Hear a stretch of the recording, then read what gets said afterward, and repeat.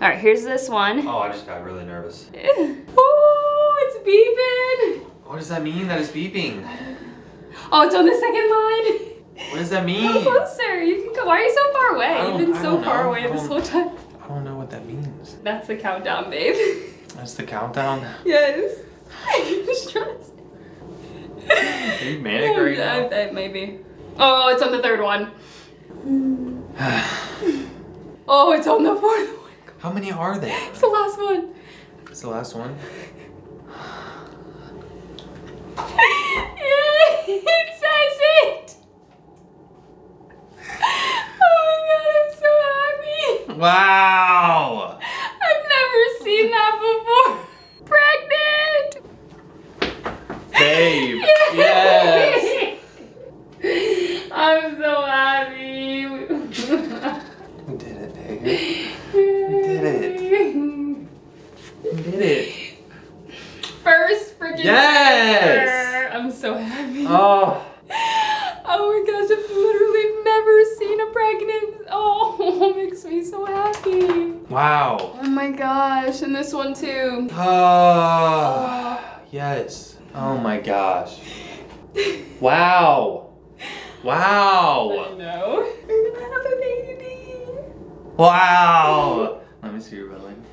There's. Hi. Hi. How you doing? I love you. You're gonna talk to my belly every day. I already know. Yes. Yes. Wow. I know, babe. That's pregnant. I know. Pregnant. I got a baby in there. 2 years. 2 years. Wow. We did it. All right. All right. You ready to talk? Are you ready to talk? I guess so. This is a very vulnerable video, very fragile, what should I say, situation? Yeah. Fragile, ongoing situation. Yeah. Yeah. So, this year has been quite a year. Quite a journey. So most of y'all knew that we started with IUI, which both were unsuccessful, and then we moved on to IVF. And like the video showed you at the beginning, with our very first transfer, we decided to do a fresh transfer. We were so hopeful that it was gonna be the one that was gonna work, and it turned out that that wasn't the case. And that was very, very, very hard for us. Yeah.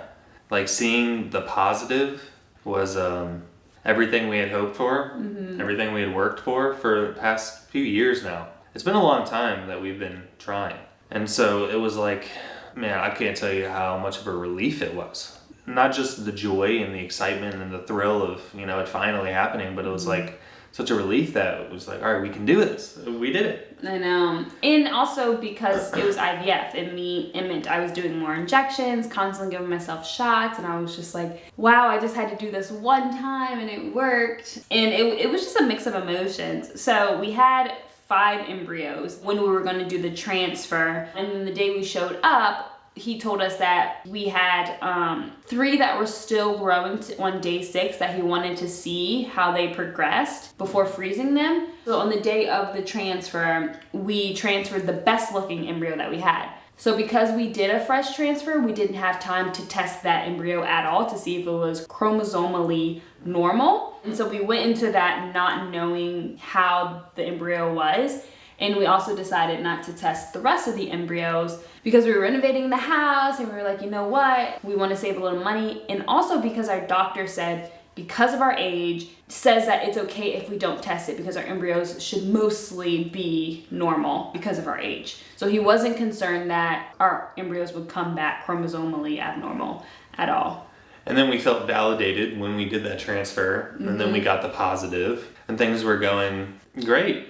Yeah. Like you felt the changes happening, like talking to the baby every day. Yeah. Every morning, saying good morning. Yeah. Saying good night. Yeah. It's amazing how you can develop a relationship with it. Yeah. I know. Yeah, it was hard. It's interesting because I had this like feeling after we tested. I tested for like a week straight, positives, and I was so hopeful, and then we went in for my first beta, came back positive. We're like, okay, like this is it. And then we went in for our second beta, and the day we went in for our second beta, I took a pregnancy test again, and the line was much lighter, which happened the first time we had a chemical pregnancy. I just knew then that it wasn't like going to be it was going to be another chemical. And then our second beta came back at 16 when the first one was 64. Yeah. And I felt bad because I was so hopeful, and Charisma had this feeling. She was listening to her body, and she knows her body well. And because it was still positive, I was like, it's okay. Like, we're good. This is still good. Like, don't stress about it. And then sure enough, Charisma was right. And I feel bad for not believing you more. I think I was just pushing the hope, but I will listen to you because you know better. No, I mean, I think it's like one of those things though, like where anything could happen. You know, even though I felt like it was a chemical again, I still don't think there was anything wrong with having hope.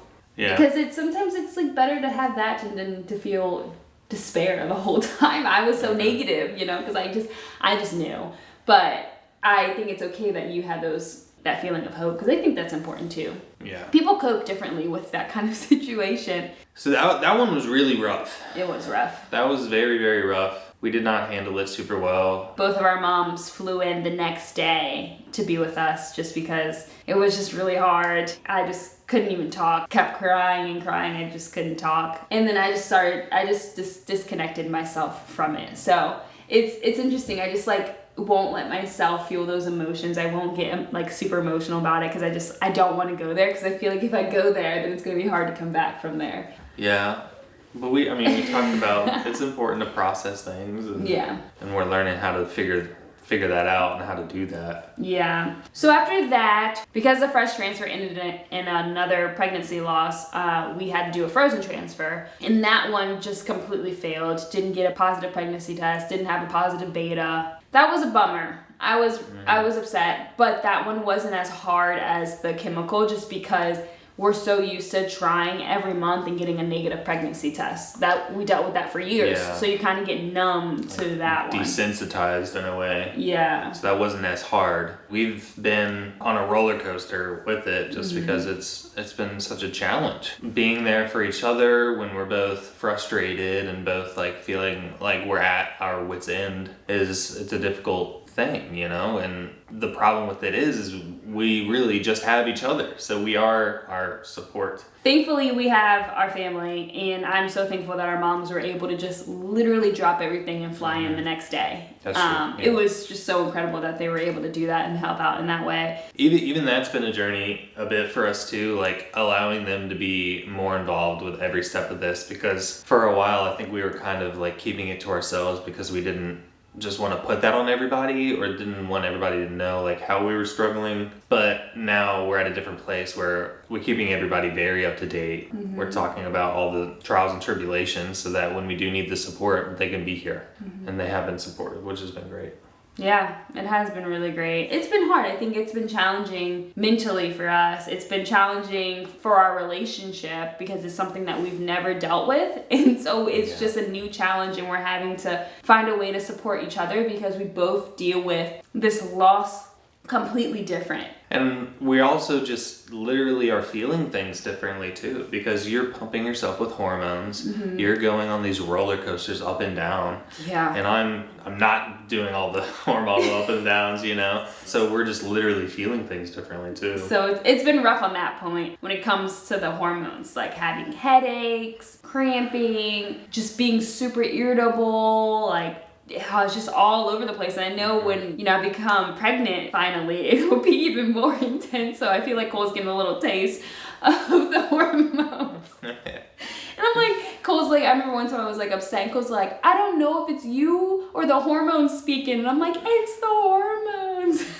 And then I'm like, okay, cool. All right. We have just been finding other resources and ways to deal with the loss, to deal with this challenge of not being able to conceive and struggling with infertility, because it's just been so so hard. And so we're very excited to be partnered with BetterHelp. Thank you, BetterHelp, for sponsoring this video. We have always believed in couples therapy. Oh, yeah. We did therapy for 3 months before we got married, and it was so beneficial. It's still beneficial. A lot of those tools I still think of on a regular basis, just in everyday communication, because it's not always about the hard moments. It's about the moments in between and the hard moments. We're gonna pick it up again. This year especially has introduced new challenges and new obstacles. They're gonna require new tools for us. And communication is always communication, but context is also important. And so we're learning all about how to handle these moments together. Yeah. Participating in BetterHelp is super easy, super affordable, and accessible. You just go on the website and you fill out a form with all the information about what you're looking for in a therapist, and they'll find one for you. You can just stay at home. You don't have to drive somewhere. You can get your sessions in. You can learn quickly, and then you can get back to your life. It's gonna be helpful for me because my way of coping with the losses and this infertility situation has been different than Cole's way of coping. It's nice to have someone from the outside help guide me in the best way to understand Cole and to be there and support him, as well as being there and supporting myself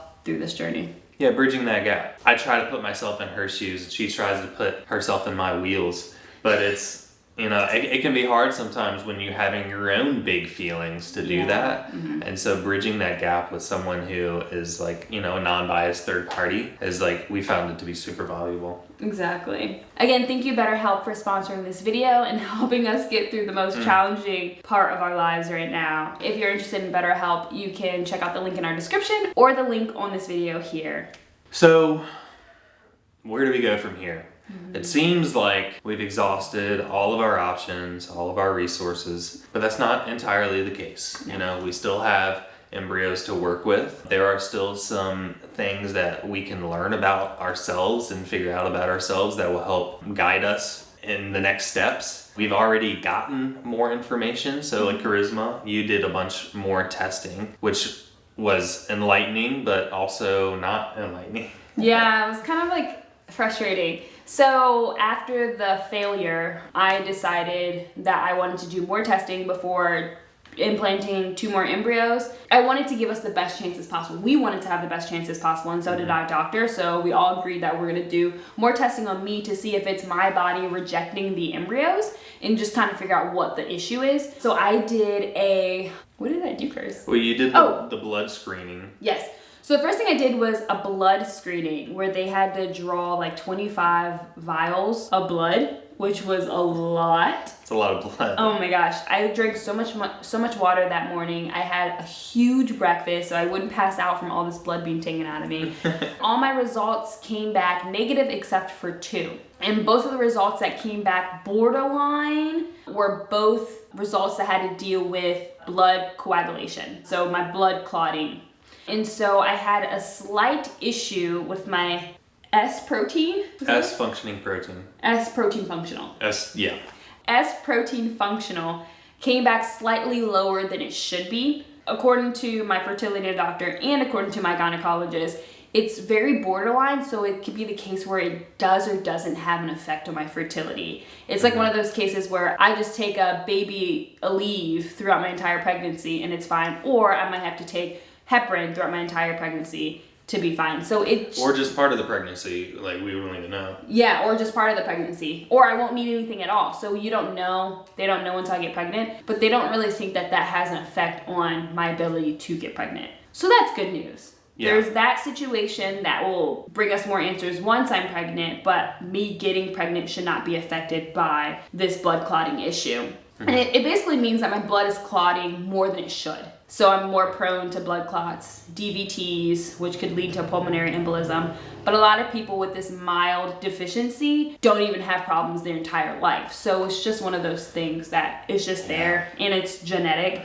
So I learned a lot. I was like, wow, didn't know this was a thing. So it's good to know whenever I get surgeries that this could be an issue. Right. So it's good information to have. And then after that, there was the hysteroscopy. No, after that was a biopsy. Oh, the biopsy. And the biopsy came back like perfectly normal, right? Yep. No signs of endometriosis. My uterine lining is perfect.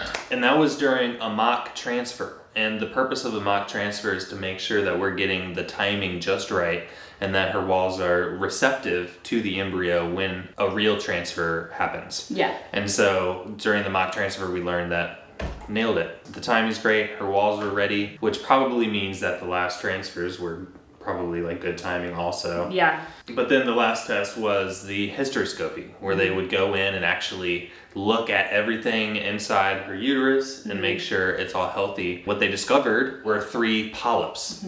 So those 3 polyps were removed, which is great because each of those polyps has a 1% chance of becoming cancerous. So that's a good thing. However, the polyps were lower than where the embryo would be implanting. Where the embryo was implanting looked nice, it looked clean, it looked good. So these polyps likely had no effect on the embryos. So they were removed, which is good, but it doesn't necessarily help with the fertility. Just wanted to clarify, the polyps do affect fertility. They could have been affecting us trying to get pregnant naturally by getting in the way of the sperm, by getting in the way of where the embryo was implanting. And I also read that sometimes those polyps give off chemicals that causes miscarriages. So that could have led to the 2 chemicals that I had also. What we're figuring out that most likely is the case is that our embryos are probably, especially the first 2, were probably chromosomally abnormal. Yes, which is frustrating. Because we didn't get them tested. So I kind of look back personally and wish that we got them tested, but... Me personally too. Yeah. But, you know, it is what it is. You know, You live and learn, you make decisions, and you have to live with your decisions. And that's not to say that the remaining 2 embryos are also abnormal. You've read about people who've had, how many, like 5 eggs, and only one of them was normal or something like that. Yeah. So that's similar to us. It could be the case that the last 2 we have, even though they look morphologically not as good as the other ones did, you know, that may mean nothing, and these are the best eggs we have. Yeah. Or embryos, sorry. Yeah, so when you don't get them tested, they grade your embryo based on the look and how they're developing. So what they do is they want to implant the best looking ones first because typically those are the ones that are normal. But then our doctor also said that's a tricky situation because sometimes, oftentimes too, the prettiest looking embryos are the ones that are abnormal and the ones that don't look as pretty are the ones that are normal. So we're praying and hoping that our last 2 embryos, because they're not the prettiest, are the ones that are the normal ones, and those are the ones that are gonna implant. Fingers crossed. Fingers crossed, fingers crossed. There we go. And I know when we did past fertility videos, people asked why are we going the IVF route? Why not just try naturally? Because we did conceive naturally. And one big issue is for me, I do only have 1 tube. Yes, I could still get pregnant naturally, but that makes it a little bit more challenging. But then there's also my low sperm count, and also there are some not great attributes of my sperm as well. Like high viscosity is one thing, so it's harder for them to swim and go where they need to go, and they gotta kind of get clumped up. And then also the morphology of my sperm is pretty borderline towards bad, which frustrates me because I don't feel like that was expressed very clearly to us. no. In the case of IVF, it doesn't matter as much because they're literally just grabbing it and putting it in there. Which is why we're going through IVF, because of that. Yeah. So I'm going to talk to another male fertility person and see what things I can do on my end to make sure my sperm are great, or as great as they can be. And yeah, where we go from here is we're gonna try those other embryos. Yeah. And if that doesn't work, we're gonna try naturally. Yeah, It would still be tough. yeah. It's always gonna be tough. Yeah, the thing is, the good thing about Cole having sperm issues is that it's fixable. Like, we can fix your issues. You can improve morphology, you can improve count with medication, with exercise, with diet, with all these different lifestyle changes. It can help improve things. It's challenging though, because a big thing that I think affects his sperm is the fact that he's sitting in the chair and that constant heat is not helping. I think that's what's affecting his morphology, is him sitting down in that constant heat. Because when I did my research, it said wear loose clothing, don't get in saunas, all this stuff. And Cole's constantly hot down there because he's always sitting and everything's compacted. And so there's no avoiding that at all. Yeah. So that's challenging. Like, we could try our best to improve it with these medications and stuff, but I just don't know how much when you're sitting in a wheelchair all the time. Right. So, yeah, So we're just gonna do the best we can and see what happens. Yeah, we really hoped that this would be an announcement video, and I think we said that last update, like we're either gonna tell you that we're pregnant or we're not. It didn't work. That it failed, and here we are saying that it failed. Yeah. But we're not done yet. Yeah. The hope is still there. We still have hope. We still feel like this is going to happen for us. Yes, we may be discouraged, but we're not quitting. No, we're not. I'm very thankful that Cole does have sperm to even work with. Cole has a good amount of sperm. He has like 1 million at the end of all the cleaning and stuff, which is a good number. It's just a hard number naturally. It's a hard number to try with IUI. It's better to do IVF, which is why it's the route we're going, because we know our chances are much greater if we just go straight to IVF.